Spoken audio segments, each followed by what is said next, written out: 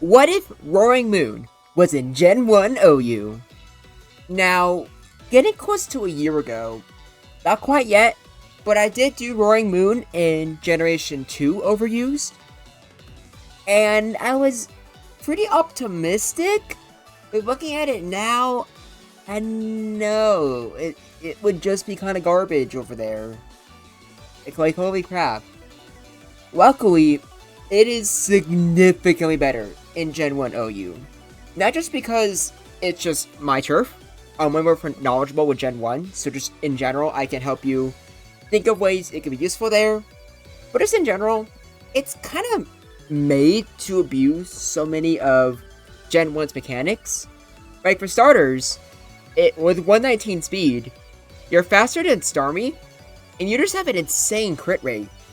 It's just really nice being able to outspeed things like tauros, Starmie, and not alakazam. I think you're like literally one speed point below alakazam, which is unfortunate.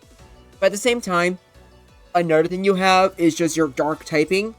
You're completely immune to psychic, which, as you can imagine, is really helpful. You have Hyper Beam, and with your 139 attack stat, you can absolutely take advantage of that. And you have Fire Spin. So, I'm pretty sure you're straight up just the fastest trapper in the game. And as you can imagine, that also has a lot of advantages. Does the Dragon typing give it a Ice weakness? Yeah, it does. And it does kinda suck. But at the same time, you have a Water resistance, you have a very, very nice Electric resistance, you have a Grass resistance, in case like you're really scared or victreebel, and you have a Fire resistance, which it's not the most like common thing in the world, but sometimes Fire Blast is used on tauros specifically for physical attackers, and even though the burn chance is really nice, I think since Roaring Moon resisted, tauros won't actually use Fire Blast. I don't think it's worth it. Yes, I know it technically has Blizzard, and it's the real reason you're not using Fire Blast. We also have, like, the case of Moltres, and I feel like Moltres just can't do anything to Roaring Moon. It could try to go for that burn, but what does it do afterwards? I couldn't tell you. So, all of this is pretty straight to the point. Good typing, good stats, good move pool. The only thing it has to worry about really is a Blizzard weakness, but even then, 105 HP and 101 special defense is really good for the time. So you can tank some ice moves. Not so much when they're stabbed, but again, you can often take advantage of that. It's not a lot, especially with 55 special attack and no stab, but Fire Spin on ice Pokemon is funny. Not to mention a lot of ice type Pokemon such as Jynx have low defense, so with your high attack and great crit rate, you might be able to handle that. So overall, I think it's a pretty balanced Pokemon. I could see it being very annoying just because of Fire Spin, but overall I feel like it's manageable. At the very least, more manageable here than it would be in Gen 1 OU. Or not Gen 9, I mean, yeah, Gen 9. I think I said that originally. I'm sorry for me being bad at words. Now it's time to get into the replays. Starting off with the boy himself, Tauros. Also, what the heck is this spray? Why is this Roaring Moon spray just so awful? Like, some of the people on my Discord server are so pretty new to Pokemon as a whole. After I posted the replays, one of them, Shelly more specifically, he literally said, "What the fuck is that?" You know what? I can't blame him. By the way, you should join my Discord server. I host tournaments based off these videos. And even if you're not in tournaments, you can always be a reserve, or you can still play the format, because people are always down to Jumble. By the way, speaking of the Jumble, earlier today, I released a video of my match with Sotina in Winners Bracket. It is really good. Closest match I've ever had in my life. It was the best of 5. A lot of work was put into that, and I would really appreciate if you gave it support. Now let's go on to the next match, which is obviously Snorlax. This is going to be Reflectlax. So this is already going to be significantly different, since not all Snorlaxes have, Reflect. And here's one thing I will say that's a big like hindrance for Roaring Moon that some other Pokemon don't have. Like it kind of wishes it had Stab on Fire Spin, or at the very least, it wish it had a real special attack stat. Because something that I found with a lot of these replays is that it wants to use Fire Spin to like get Pokemon into a good damage range, such as you would Moltres, or as you would any other fire type I've covered, such as Volcarona or Skeleturge.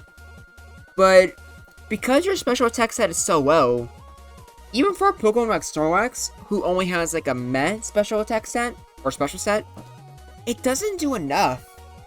It might be enough, but the issue is just that, like with how inaccurate Fire Spin is, it's just not worth it.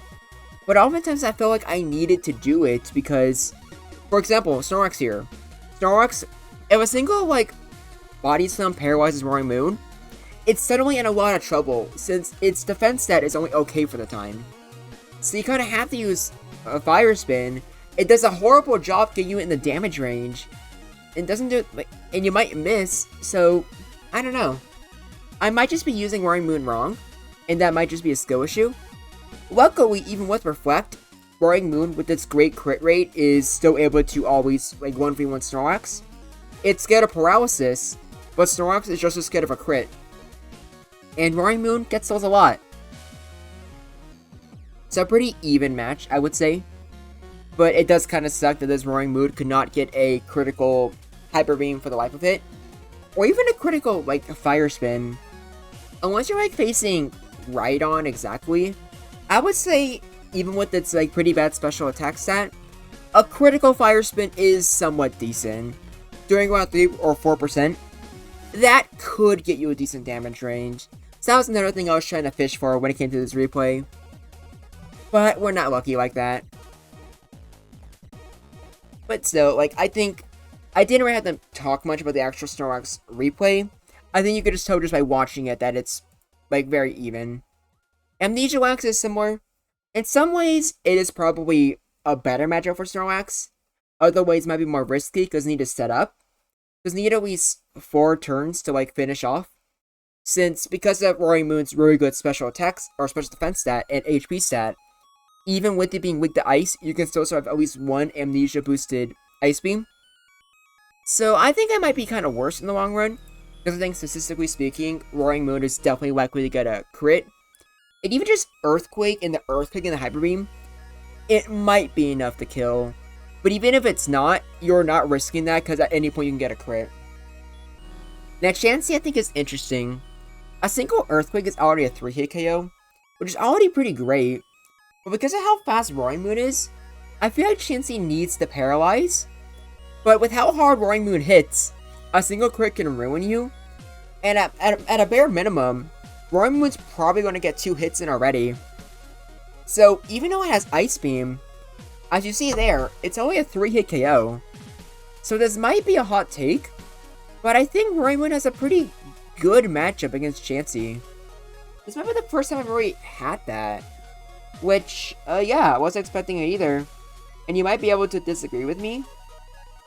But, I don't know, this is how I feel. And Alakazam, it's just Alakazam. It's not doing much against a Dark type. It can paralyze Roaring Moon, and that is something Roaring Moon legitimately needs to fear. But also keep in mind, it is Gen 1. Your fast Pokemon are probably going to get paralyzed anyways. And once Roaring Moon is paralyzed, Alakazam can't do anything. Actually, now that I think about it, because of your HP stat, isn't that enough to where you can... what's it called?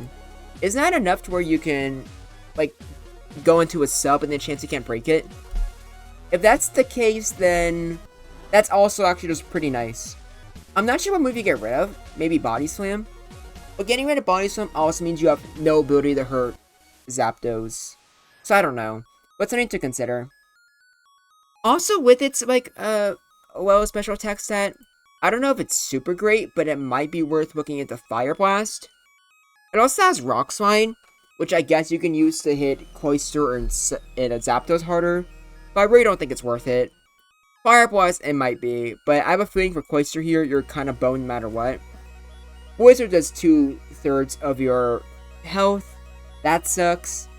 And even with Cloyster's mass special, as you can see, Fire Blast does not do a good job putting you in range. So your only real hope is paralysis, like if you get it paralyzed. But in general, that's not happening. Cloyster's just completely unwinnable. Next off, we have Exeggutor. Even if it were to have Sleep Powder, what would you really be scared of? Really? What are you scared of it doing? Like double-edging you? Like, it might get a crit. Like, if it gets a crit right there, like, yeah, that kind of hurt. But I'm pretty sure your critical body slams are going to be more common. Now, if you don't have body slam, like, I guess with just Earthquake, you might be able to win. But also some Exeggutors don't even run double edge. So if they're only running Psychic and Explosion, even with Hyper Beam, Roaring Moon probably wins. So, yeah, it's just a great matchup for Roaring Moon. But I don't think anyone's really surprised. The only thing that would be a surprise is if Exeggutor crit and ended up winning. And then you kind of beat Gengar even harder, I would say. Like, technically no, since Gengar has ways to hurt you, and especially with Explosion. But since Roaring Moon is fast and has a great crit rate, I'm not even sure if you risk Explosion. You most likely don't, and once you need to stack up Gengar anyways. Now, this might be a hot take. Jolteon does not have any real capability to take on Roaring Moon. Now, granted, a critical double kick, as you'll see, will, like, do a third.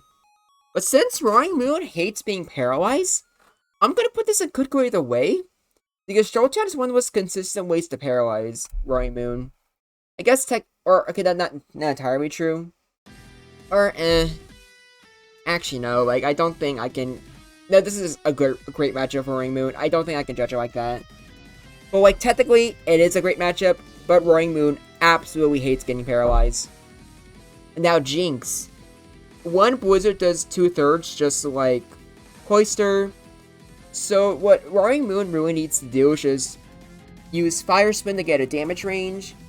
Luckily, unlike other Pokemon, Jynx is the one where you realistically can use Fire Spin to consistently put you in range to kill. But a lot of it has to do with just Jynx's really bad defense stat. But I could go either way no matter what. Now, Rhydon's a Pokemon you wish you could use Fire Spin to get a damage range for. Because both of you three kill each other.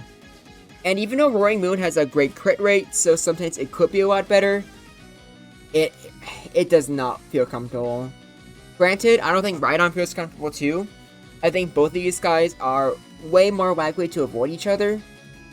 But if Fire Spin just did more damage, you could at the very least like go for one Earthquake, Fire Spin it, and then kill with another.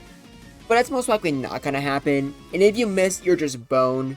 So this replay here was not optimal. You're just better off going for 3 Earthquakes, and most likely you're going to be ending up in the red. So, yeah, just avoid the matchup if you can. And if you have to face it, you might get lucky and get a crit. Now, Slowbro.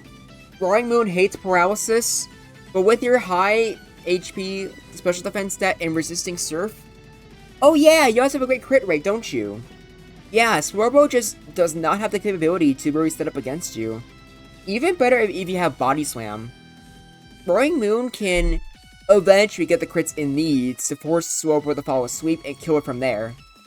So, it's just a great matchup for Roaring Moon. I'm not sure if I should be surprised or not.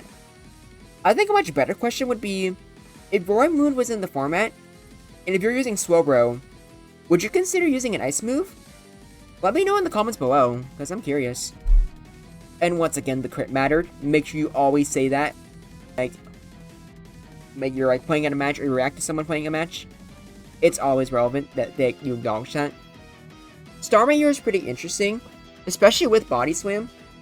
Because you're faster, and with a crit, even just a Body Slam does a lot of damage to you. And if you paralyze Starmie, it's a lot of trouble. But it can paralyze you right back, and it can 3-hit KO you. 2-hit KO with a Blizzard. So it's a could go either way, and I don't think one has a better advantage over the other. Technically, Starmie is way more consistent, with Blizzard always being super effective, and Paralysis from Thunder Wave always working. But I think with Roaring Moon being faster, and with Body Slam, I feel like Starmie has a lot to fear. And considering just how valuable Starmie is as a Pokemon, sometimes I wonder if it's even worth it. It'll probably have to be, if I had to guess, but who knows. By the way, there's not much to say when it comes to victreebel versus Roaring Moon. The first thing you could think in your head is probably correct. So instead, I just want to remind you guys, it's not going to happen for a while, but eventually I would like to do a Generation Jumble with all of the Paradox Pokemon in Gen 1 OU. I think that could be very interesting. So once again, please join the Discord server. And also like and subscribe if you haven't already. Check and see if you're actually subscribed or not. Your support means the world to me, and I really appreciate it. I try to make at least one video every day. Sometimes two, such as today. So thank y'all, and I appreciate you. Unless you think I'm stupid, then I don't appreciate you. It might sound random, but for some of you, such as Ashley, that's actually something relevant I need to say. But last but not least, we got Zapdos. I don't feel good about this one if you're Roaring Moon. Zapdos can paralyze you, and with their defense stat only being meh, Zapdos can somewhat take you on. You can hurt it just as much as well, and with Body Slam you could paralyze it. Same with crits. But I feel like Zapdos feels more comfortable here. I can definitely see this being a could go either way, but I would rather put it in bad matchups. But maybe that's because I most likely have some sort of OCD, and I kind of need all of the tiers to be filled up. But now that that's changed, yeah, here we go. As you can probably tell, Roaring Moon would be kind of good. I think it would surpass Tauros as the Pokemon that fumbled the hardest from the transition of Gens 1 to 2. But I think once you go back to Gen 3, I don't think it'll be particularly good with Dragon Claw or Dark moves, other than maybe Pursuit, which I'm not even sure if it would get. It would probably be good again. Actually, Roaring Moon in Gen 3, maybe I should make a video on that. I don't think it can take too much of photosynthesis. I don't think Roaring Moon's gonna make Sun teams a lot better. But I don't know, that's interesting to me. For any of you that are like knowledgeable in Gen 3, tell me how you think Roaring Moon would do. I'd love to hear it. But until next time, this is Groundback, and I look forward to hearing from you.